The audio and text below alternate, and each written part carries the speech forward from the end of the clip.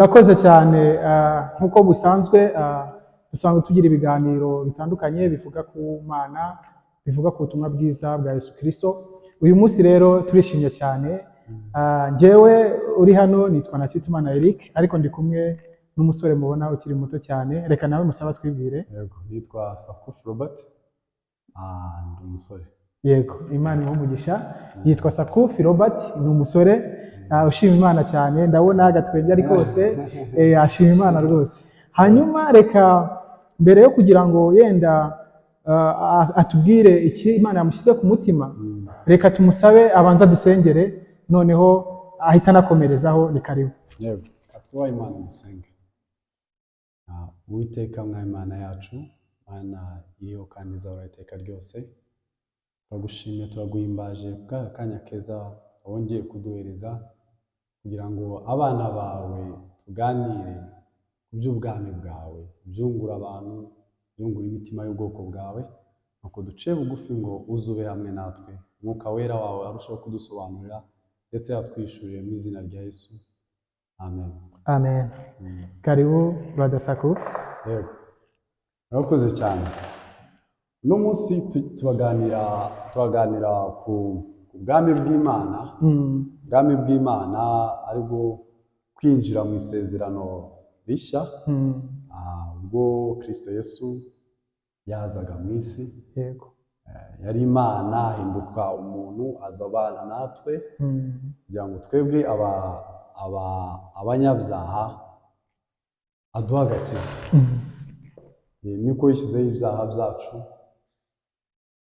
umujinya n'uburakari byose byari kuri twebwe, Imana ibimucuncumuriraho byose. Rero tujye kuganira kuri uko kuza k'ubwami bwa Yesu. Yego, turaza kwifashisha bimwe mu byanditswe byera. Isomye muri Matayo, ubutumwa bwiza ko bwanditswe na Matayo, igice cyaho ni icya 9. Turahera ku murongo wa 12 tugere ku murongo wa 17. Yego, kadusome. Abyumvise arababwira ati, abazima si bo bifuza umuvuzi, keretse abarwayi. Ariko nimugende mwige uko iri jambo risobanurwa ngo, icyo nkunda ni imbabazi, si ibitambo. Sinazanywe no guhamagara abakiranuka, keretse abanyabyaha. Maze haza abigishwa ba Yohana baramubaza bati, ni iki gituma twebwe n'abafarisayo twiyiriza ubusa kenshi, nyamara abigishwa bawe ntibiyirize ubusa?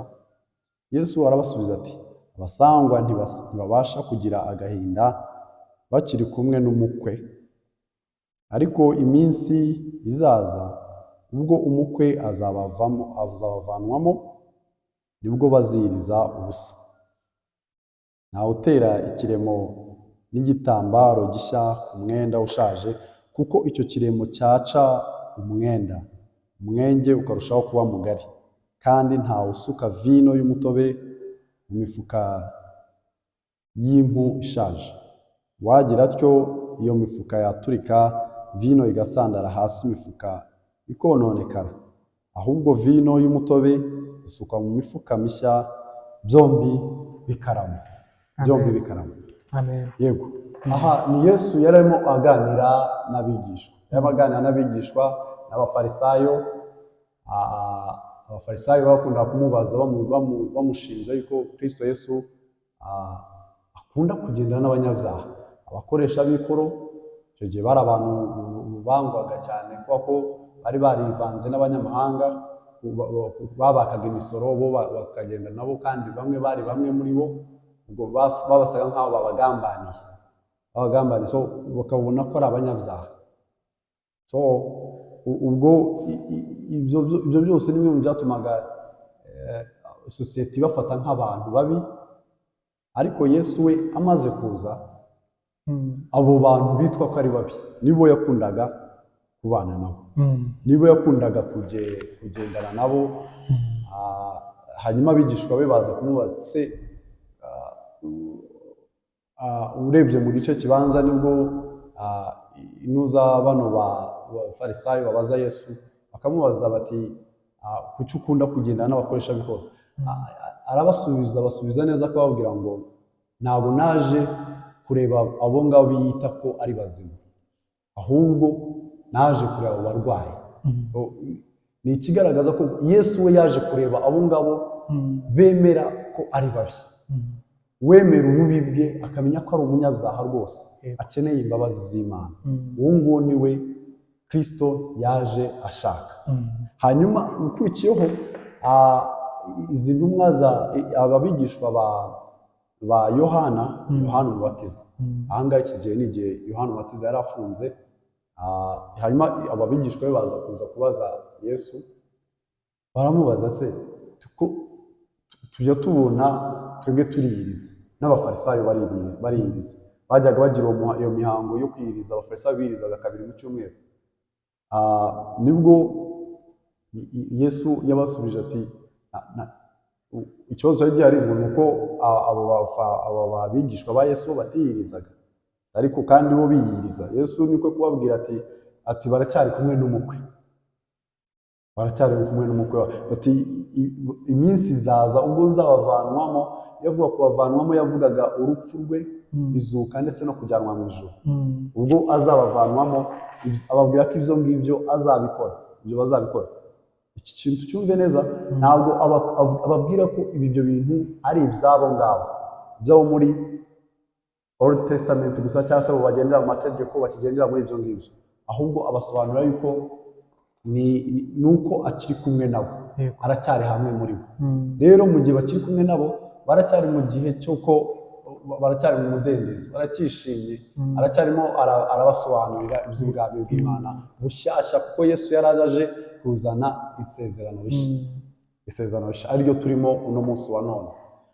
Nibwo ageraho akabasobanurira, ababwira ati ntawe utera ikiremo cy'igitambaro gishya ku mwenda ushaje, kuko icyo kiremo cyaca umwenge ukarushaho kuba mugari.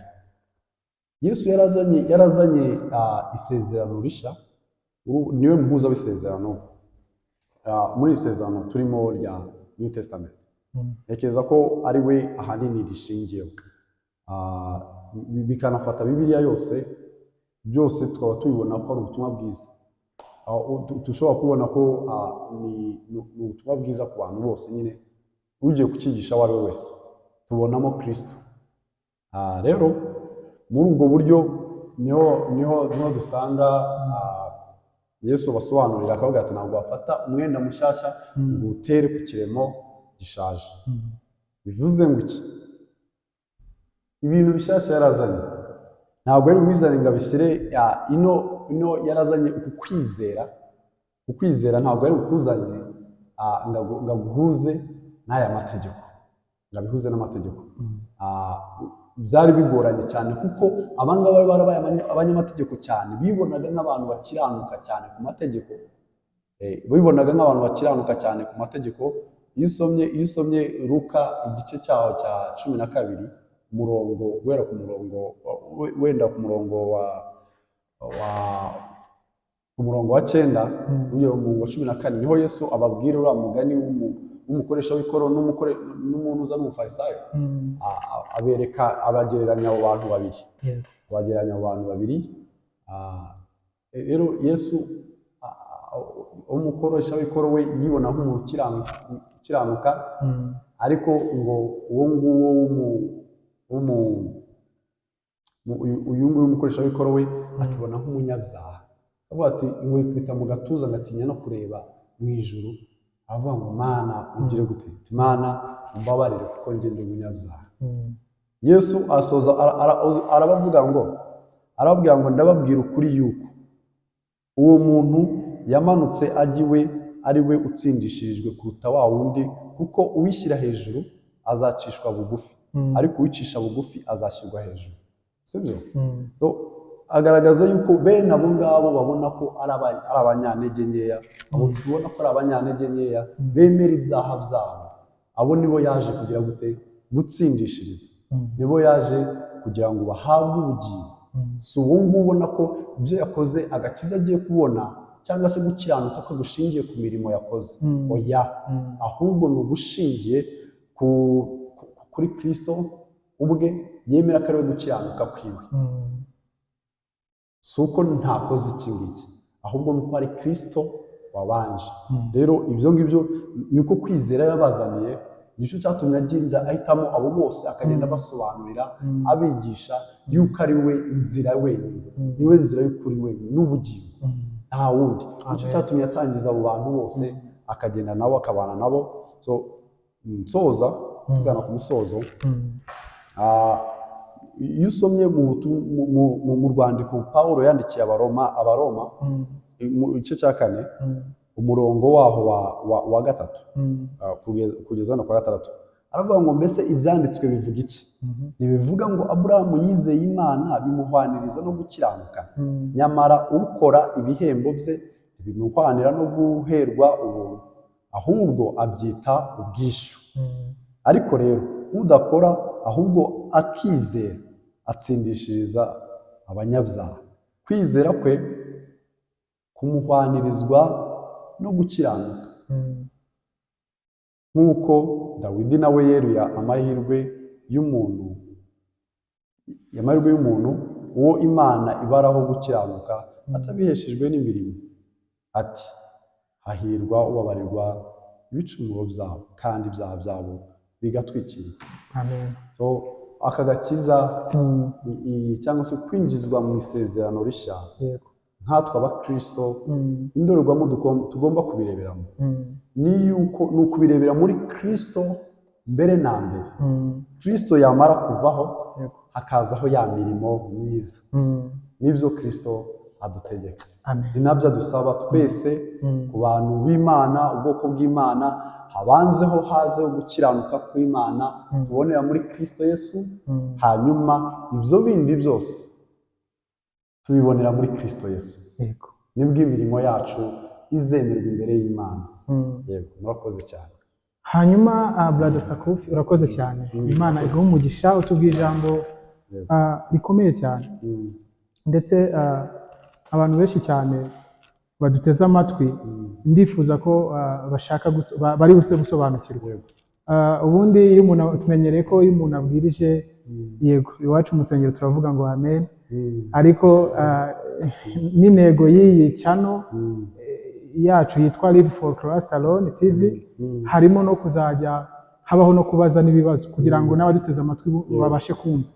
Hanyuma hari ikibazo nagize cy'amatsiko, abakunzi bacu badukurikiye nabo bacyumvise ukidusobanuriye binyuze muri iyi nyigisho batwigishije, noneho byarushaho kugira ngo bafashwe cyane.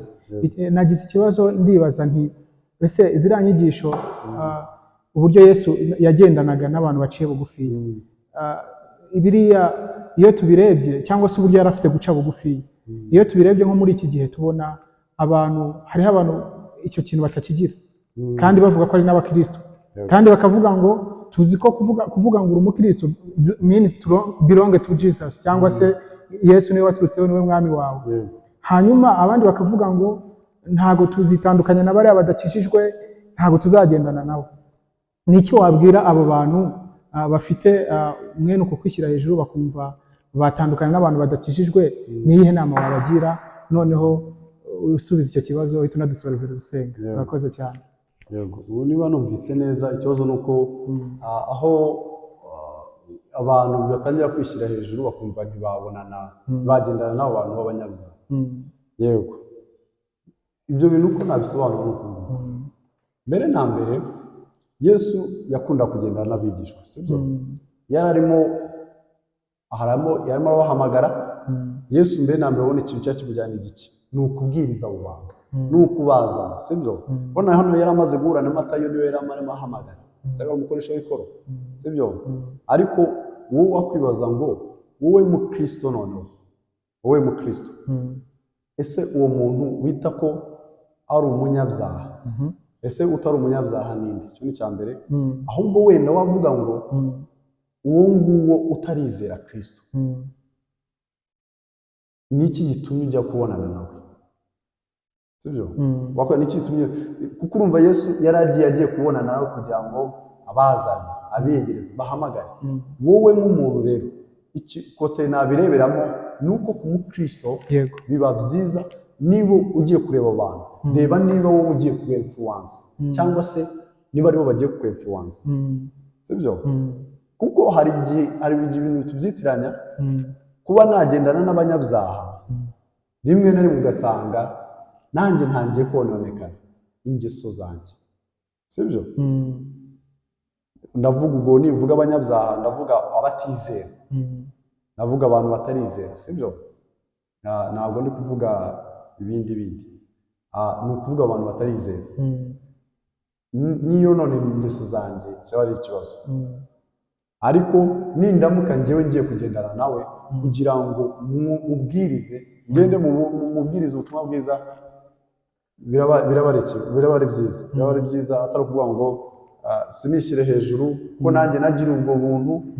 buntu nagiriwe si uko hari ibirenze nakoze ntabwo gakiza nagize n'abandi bose rero bakeneye ubwo butumwa bwiza ko babwirizwa ni nacyo Kristo dushakaho yego urakoze cyane yego Sakufi rwose Imana iguhe umugisha hari ikindi ntari nababwiye uyu musore mubona hano ni wowe ukuriye spiritualite mu ishuri rya Pias riri hano i Huye yego murabona rwose ko umwuka w'Imana ari muri we asobanura ibintu neza reka rero tumusaba dusengere ubundi dusoza ni karibu yego murakoze cyane namwe Imana ibahe umugisha twubahe Imana dusenge uhoraho Imana yacu izina ryawe rihabwa icyubahiro kuko ari wowe nyiracyo mwami ducishijwe bugufi no kukuramya no kuguhimbaza tugushimira kubw'umwana wawe Kristo Yesu waduhaye kugira ngo dukunde tubone ubugingo muri we nuko nsabiye mwene data udukurikiye kugira ngo mwami umuhishurire ubwo buntu bwo muri Kristo Yesu ndetse rwose bimushoboze kwera imbuto zikwiriye mushoboze kuba ubuzima buramya Imana ubuzima buhindura abandi butuma abandi abamufata nk'icyitegererezo nukubane natwe byo kwizera Kristo wowe wenyine kandi dushoboze gukora ibikuramisha turi muri ino si izina ryawe rihabwa icyubahiro n'izina ryawe dusenze twizeye amen